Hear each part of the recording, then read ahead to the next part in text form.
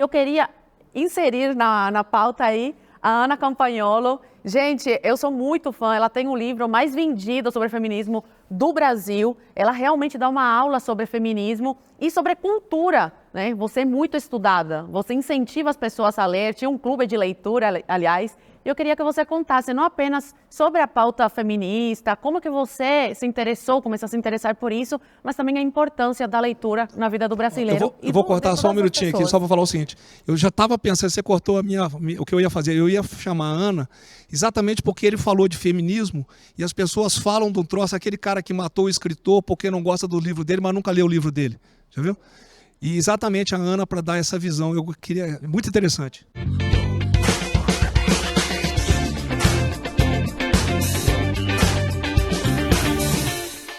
General, estou muito feliz que o senhor está aqui, porque o senhor tem aproximadamente a minha idade. Porque eu estava olhando aqui, 21... Vocês acreditam que essa moça está grávida? Olha só, ninguém diz que essa moça está grávida. Já é o terceiro, né? Dois bebês, Dois já? 2 filhos já, quase a idade de Jesus Cristo, quando foi crucificado. E essa molecada aqui, estou me sentindo velha. Eu vou assumir o PL idoso a partir de hoje. E vou convidar o senhor, general, a fazer parte comigo. Bom, eu já tô nele. Antes de você começar, senta aqui, para você falar com o pessoal. Senta aí.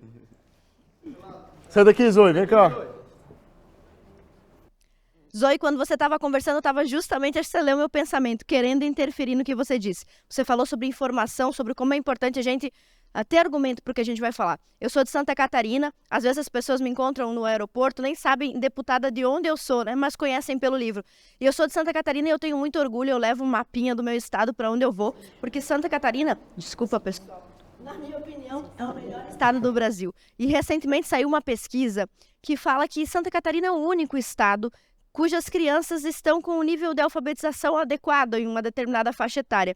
E é bem impressionante que Santa Catarina se destaque em tantas coisas, inclusive relacionadas à educação, e seja justamente o estado do Brasil que mais votou no presidente Bolsonaro e que não gosta do PT. Um estado que nunca teve um governador petista.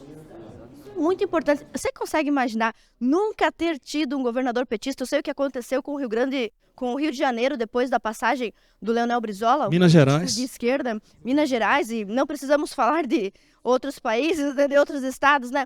Até hoje, alguns ainda sob o cabresto desses partidos de esquerda. Isso que a Zoe falou é muito importante. O general sabe disso, esteve conosco recentemente em Santa Catarina. Nós temos lá 40 deputados estaduais, dos 40, 11 são do PL. Nós temos o governador e a vice-governadora de chapa pura. Nós temos um senador eleito na última eleição. E isso é reflexo de uma população que Santa Catarina é, e eu tenho orgulho de dizer, uma população ordeira, um estado muito rico, muito próspero, um estado lindo. E é muito importante isso que foi dito pelas Zoe, para que os jovens tenham argumentos, né?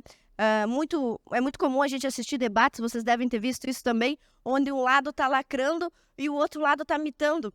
Mas a gente assiste o debate e sai sem ter exatamente aprendido algo novo ali. É muito importante que nós, vocês que são jovens, vocês já perceberam como o Nicolas vai muito bem nos debates? Eu fico muito impressionada. Quando eu conheci o Nicolas, ele tinha 15 anos. Tem alguém de 15 anos aqui? Eu tenho 14. Aí, olha 14, só. né? Quando eu conheci o Nicolas, ele tinha a sua idade e ele não apareceu na política aos 20. Ele ficou, desde o tempo que eu conheci ele, 3, 4, 5 anos estudando. Ele saiu do ensino médio, onde ele teve o primeiro problema com doutrinação. Depois ele fez a faculdade de Direito, conseguiu defender um trabalho de conclusão de curso muito bem. E depois que ele se sentiu preparado, foi que ele se apresentou para a política. E isso é muito importante, general, o senhor sabe. Isso é muito importante. Quando você for discutir com seus colegas ou com alguém que é de esquerda, que você se inspire em grandes debatedores, como Jordan Peterson, como o próprio professor Olavo de Carvalho, que tinha argumentos não para humilhar o seu oponente, mas para convencer aquele que está ouvindo. E não sei se eu falo isso porque eu sou professora, mas acho que isso é fundamental. E concordo com a Zoe, quando eu era mais nova, eu era muito mais braba. Aí fui engolindo sapos. Não é sapo, eu juro que é um bebê, mas... Não tô mais querida agora, né, general? Tô mais querida. Isso mesmo. Mas eu gostaria de saber, quem aqui teve problema com doutrinação? Só pra eu saber. Acho que todo mundo teve, Então, né? alguém pode contar uma experiência pra gente? Eu... Vai lá. Eu sou mais nova, eu tenho 14. Eu acho que eu falei isso no programa passado, quem estava aqui vai lembrar, que eu falei de uma das minhas experiências com a doutrinação na minha escola. E eu gostaria de ressaltar que isso não só acontece em escolas públicas, porque também acontece em particular. Eu acho que, principalmente nas particulares, porque os professores têm que ser mais renomados, e geralmente os mais renomados são formados em universidades federais, que são, como nós sabemos, predominantemente esquerdistas. E a minha história, basicamente, foi assim, no outubro do ano passado, acho que uma semana antes das eleições, o meu professor de história, agora, não vou falar o nome, mas só pra falar quem de história, já né? sabe. É sempre de história. Eu sou professor. Ó, professor de história. O nome, aqui. né? Professor de história. Sempre é o de história. Ei, Ju, aqui, ó, professor de história. Não, mas pelo menos agora você se converteu à direita, pelo menos isso. O meu professor de história, uma semana antes das eleições, ele tava vindo de camisa vermelha todo dia. Todo dia. E a gente tava estudando Revolução Russa, e a gente tava começando a falar dos bolcheviques, tudo. E aí teve um aluno na minha sala que perguntou: professor, o que você acha que é melhor, socialismo ou capitalismo? Aí ele só pegou e falou assim: ao final da aula você vai saber qual você acha que é o melhor. Mas, tipo, ele deixou um toquinho no ar, tipo, socialismo é melhor. E isso eu acho que não só com os professores de história, isso que eu disse, mas também com os de geografia. Vou falar de novo, é sempre no 8º ano que acontece isso, né? Não sei porquê, mas ano passado, meu professor de geografia, eu tinha questionado ele se ele ia votar no Bolsonaro ou no Lula, porque eu pensava que eu tinha uma certa proximidade com ele. Aí eu fui lá e perguntei: professor, você vai votar no Bolsonaro ou no Lula? Aí ele: no Lula. Eu falei: ué, mas você sabe que o Lula roubou, que o Lula foi preso, que ele foi condenado em 6 instâncias. Aí ele: mas o Bolsonaro matou meu pai. Eu: como assim o Bolsonaro matou seu pai? Pronto. Aí eu falei assim: ele não comprou vacina e meu pai pegou Covid antes, e se ele tivesse comprado a vacina antes, o meu pai teria sobrevivido. E foi isso que eu falei pra ele. Primeiramente, o Brasil foi um dos primeiros países a comprar a vacina. Você saber, ó, isso aqui é interessante. É bom porque o jovem vai saber. A negociação para a vacina começou em julho ou junho de 2020. A pandemia começou em março. Eu estava na Casa Civil. Chegaram para mim e falaram assim: vamos entrar para um consórcio para fazer a vacina. Aí eu falei: se não entrar, vai para o fim da fila. Pô, para entrar, então tem um problema. Para entrar no consórcio tem que dar 2 bilhões de dólares agora e daqui a pouco mais 2 bilhões num troço que não existe e num troço que pode não dar certo. O governo achou uma maneira legal de fazer isso. Tanto que a primeira pessoa foi vacinada na Inglaterra, se não me falha a memória, em 9 de novembro. Em janeiro, meados de janeiro, nós já estávamos vacinando e em agosto a gente já era o país que mais vacinava. Tinha vacina, comprou-se vacina para todo mundo.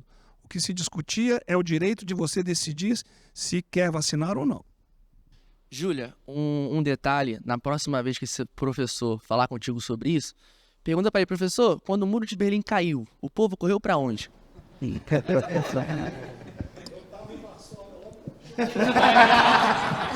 General já esteve em tudo que é lugar. Você dorme, general?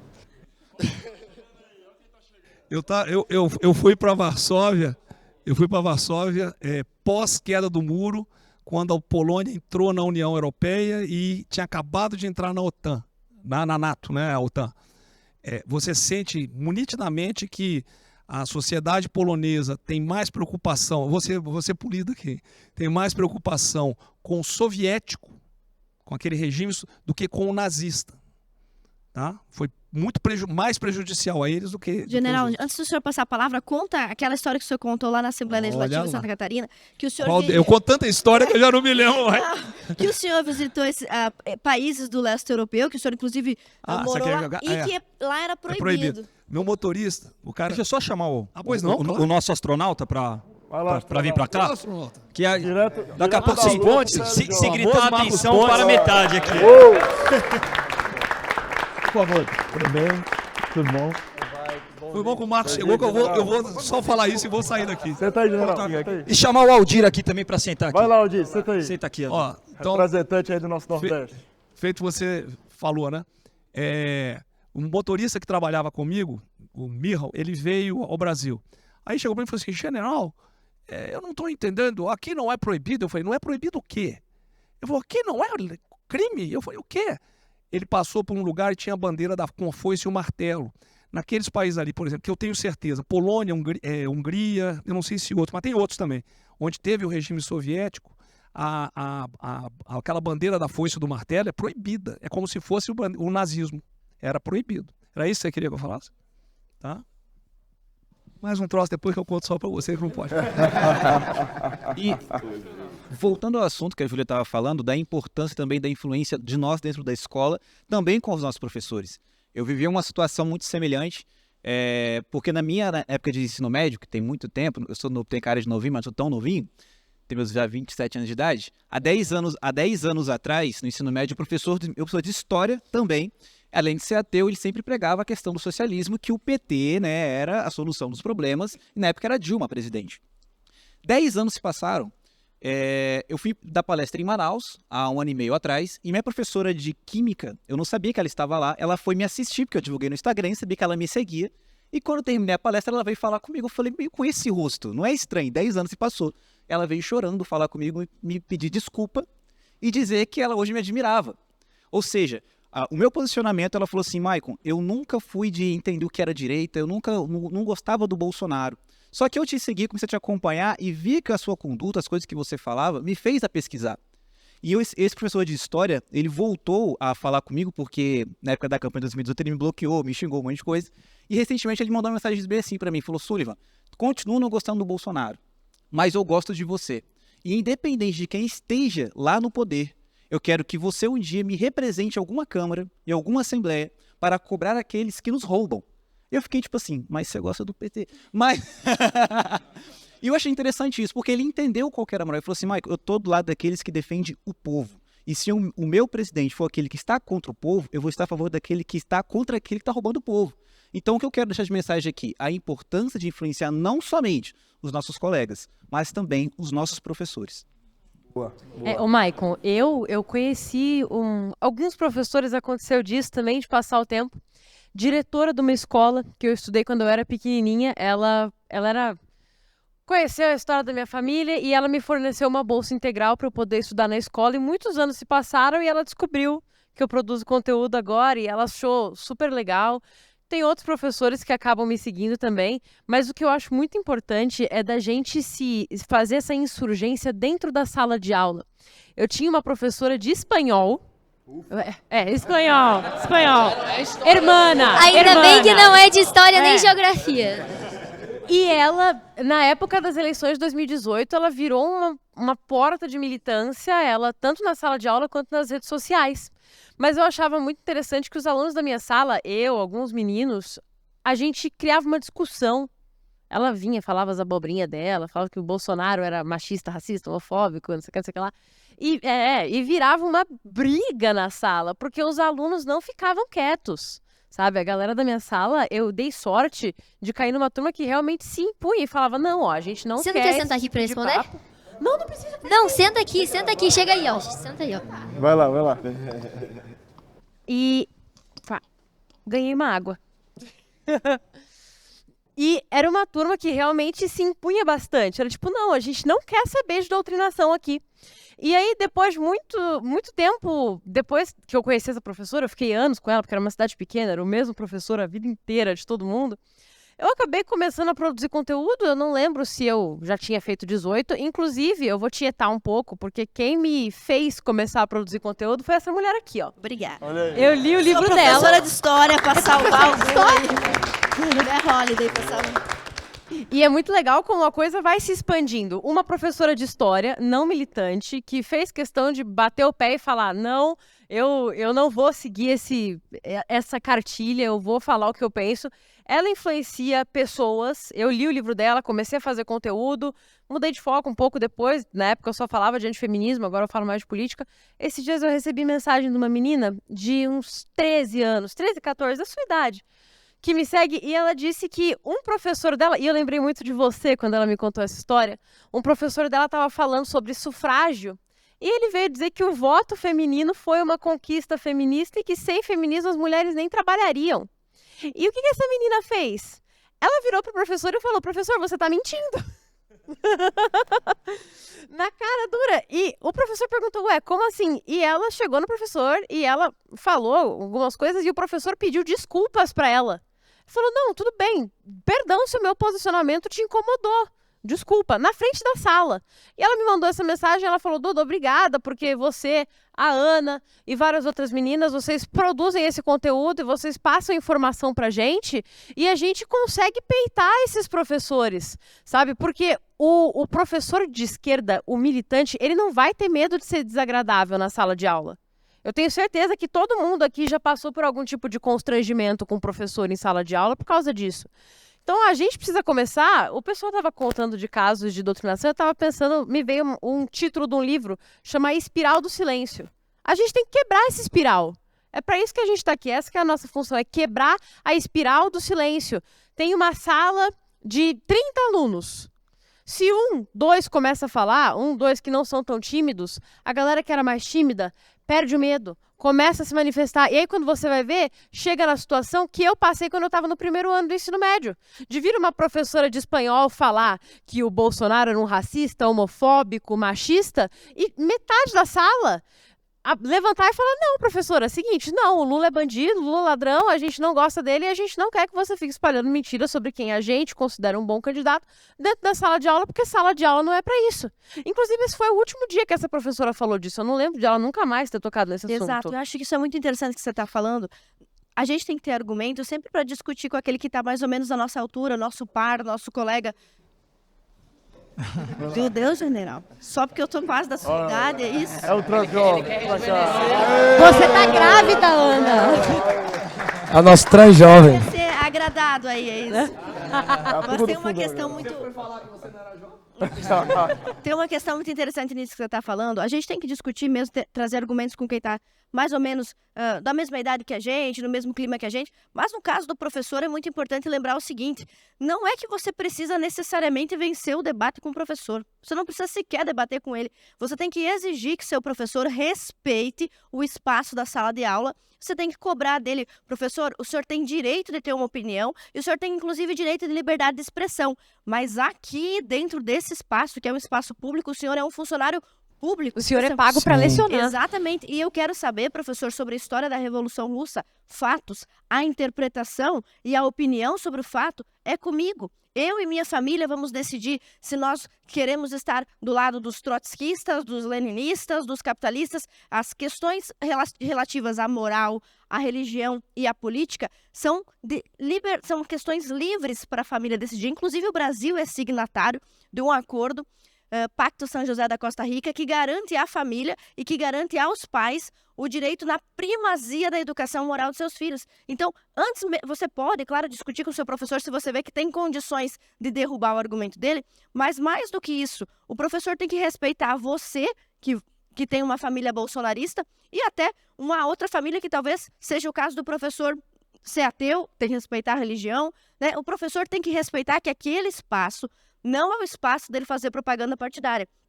Isso é tão ou mais importante do que desmascarar o professor. Eles têm que aprender, eu sou professora de história também, Holiday, os professores precisam aprender que a profissão deles não é uma profissão ilimitada e intocável. Todo cidadão brasileiro, principalmente funcionário público, tem regras a seguir. É uma diferença muito grande entre nós, cidadãos comuns, e aquele que é funcionário público. O cidadão comum, ele pode fazer tudo, exceto o que está proibido na lei. O funcionário público, ele não pode fazer nada, exceto o que está garantido na lei. Então, o professor que passa no concurso de matemática, ele entra na sala de aula para dar aula de matemática. O professor de português tem que dar aula de português. E se tem um problema grave na doutrinação, não é só sermos muito de esquerda ou muito de direita. O problema mais grave da doutrinação é que a população está com o QI cada vez mais baixo. É a primeira vez na história que o QI dos filhos é inferior ao QI dos pais. As notas, os índices brasileiros de educação são lastimáveis. O Brasil está sempre em penúltimo lugar. Tem que torcer para ter um país pior que a gente, para não ficar em último. Então, nós precisamos recuperar a educação e isso passa por vocês, que têm 14, 15, 16 anos, exigindo professor. Professor, eu quero uma aula de qualidade. Se o senhor quer um mundo melhor, como o senhor diz, vamos começar pela educação, que o senhor diz defender. Então, comece lecionando a disciplina da matéria pela qual o senhor foi pago para lecionar. E aí, você gostou do programa? Quero saber a sua opinião, então me conta aqui. Até o próximo episódio, sexta que vem tem mais. Chega aí. Chega aí. Chega aí.